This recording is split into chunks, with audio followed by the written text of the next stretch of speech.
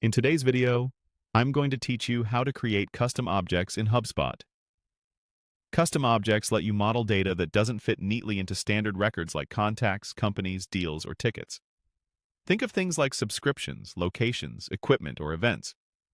By defining your own object, you can store exactly the fields you need, report on them, and connect them to your existing CRM data. Before we begin, a quick note. Custom objects require a premium plan and the right user permissions. If you don't see the options I'm about to mention, you may need to speak with your HubSpot administrator or check your plan level. Start by opening your HubSpot account and clicking the settings icon at the top of the screen. It looks like a small gear. This takes you to the main settings area, where you'll manage objects, properties, and configuration. If you ever get lost, the search bar within settings is handy for jumping straight to what you need.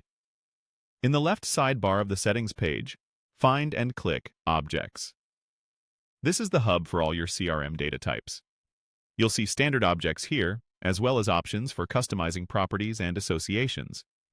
Next, select Custom Objects. This is where you'll define the structure for your new record type and manage existing ones. You'll see any previously created custom objects listed here. Now click Create Custom Object. HubSpot will guide you through the essentials for setting it up. You'll be prompted to name the object, usually with a clear singular and plural label, like subscription and subscriptions, which determine how the record appears throughout your tools. You'll add a description to clarify its purpose for your team. You'll also define a primary display property, often a name or ID, so records are easy to identify at a glance. From there, you can add core properties that capture the fields you'll need, such as status, dates, amounts, or types.